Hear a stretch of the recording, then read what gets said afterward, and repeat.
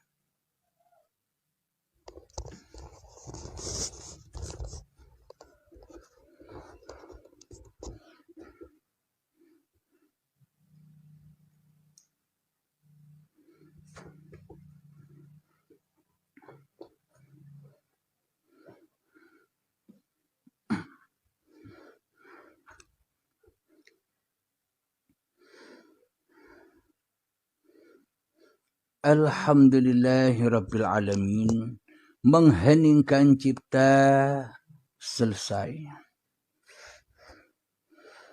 Mari bersama kita melanjutkan menyusuri mata dewa, mata Tuhan, mata Allah. Jadi kiasan mata dewa, mata Allah, mata Tuhan bukan seperti yang kita pahami selama ini. Jadi ketika manusianya masih menjadikan iblis sebagai mata-matanya, bila manusia masih menjadikan setan sebagai mata-mata untuk penglihatan manusianya, maka selamanya manusia takkan pernah bertemu dengan mata dewa, mata Tuhan, mata Allah.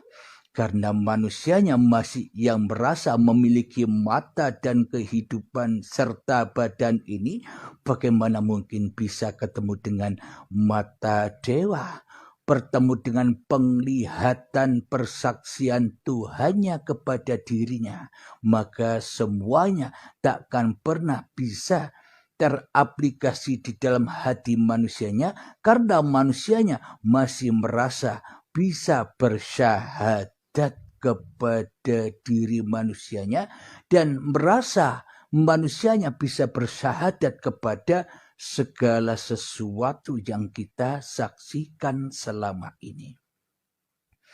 Karena diri kita menjadi dewanya, karena diri kita menjadi Tuhannya, karena diri kita yang menjadi Allah, tapi kita tak terasa selama ini telah mensekutukan Allah di dalam hati kita, maka kita tak akan pernah sampai ke dalam basirohnya Tuhan kepada mata dewa, matanya Tuhan. Bila mata iblis, bila mata setan, bila mata manusia kita tidak dicongkel dulu, tidak di bumi hanguskan dulu. Kekuasaan, kehadiran, kewujudan diri manusianya di dalam hatinya. Jadi selama ini kita di dalam kehidupan ini, di dalam penglihatan, pendengaran, dan di dalam perasaan ini masih memakai matanya iblis dan setan. Masih ada hal baik dan hal buruk. Ada taat, ada maksiat. Masih ada dua golongan. Golongan Allah gaib dan golongan Allah nyata. Kita selama ini masuk kepada golongan Allah maha gaib. Yang maha nyata masih iblis dan setannya di dalam hati kita. Tentunya mata pandangan yang kita pakai masih pandangan mata iblis dan setan di dalam keseharian kita sejak detik-detik akil balai hingga setua ini kita masih memakai mata setan, yakni mata dohir saja. Kenapa? Karena mata batinnya, karena mata jiwanya, karena mata nyawanya, karena mata rohnya, karena mata hatinya, karena mata hidupnya masih diakui milik manusianya. Maka semuanya penglihatannya serba buruk, serba salah, serba maksiat. Meskipun kelihatannya di dalamnya manusianya berlaku di dalam ketaatan bangsa manusia. Belum ketaatan bangsa ilahiyah, masih ketaatan mata iblis dan mata setan. Kelihatannya saja gambarnya taat, tapi isinya maksiat. Karena dalam hatinya kotor, karena dalam hatinya najis, karena yang dipakai adalah mata iblis dan mata setan, yakni mata hawa nafsunya, maka apapun yang diamalkan semuanya serba kotor yang menjadi racun yang selalu membakar dirinya di hatinya. Alhamdulillahirabbil alamin. Jadi bagaimanakah agar mata dewa, mata Tuhan, mata Allah ini terrealisasi di dalam hati kita? Ya buang mata-matamu, buang mata iblismu, buang mata setanmu, buang mata hawa nafsumu, buang mata kemanusiaanmu di dalam hatimu, yakni di dalam kiamat. Kiamatkan, hancurkan langit dan bumi kita, hancurkan hidup dan badan kita. Maknanya bukan dihancurkan, maknanya dipersembahkan kembali kepada pemiliknya. Seperti di dalam ayat Bismillahirrahmanirrahim. Ya ayyatuhan nafsul mutmainnah, wahai jiwa-jiwa yang tenang. Siapakah mereka yang jiwanya tenang? Mereka yang sudah tenggelam di dalam mata dewa, tenggelam di dalam mata Tuhan, tenggelam di dalam mata basirohnya Sang Pencipta. Karena itulah mereka bisa tenang, jiwanya tenang, nyawanya tenang, hatinya tenang, rohnya tenang, dan kehidupannya tenang. Kenapa? Karena sudah di dalam mata dewa, karena sudah kembali kepada yang menghaki atau yang memilikinya, kembali kepada lillah. Bagaimana cara supaya hati kita semua bisa tenang? Maka irji'i ila rabbiki radiyatan mardiyah. Irji'i, pulangkanlah, relakanlah, ridhokanlah, pulangkanlah semua hak Allah yang selama ini kita rampas sebagai hak diri manusia kita. Apa itu semuanya? Rupanya apa hak Allah yang selama ini kita rampas? Kewujudan Allah kita rampas, kehidupan Allah kita rampas, kekuasaan Allah kita rampas, badan Allah kita rampas, badan ciptaan Allah kita rampas sebagai badan ciptaan kita. Kenapa badan itu ciptaan kita selama ini? Karena kita merasa menghaki, merasa memiliki badan-badan ini, sehingga apapun yang kita kerjakan seperti sholat dan ibadah seolah-olah kita yang mengerjakan semua itu, semua milik kita.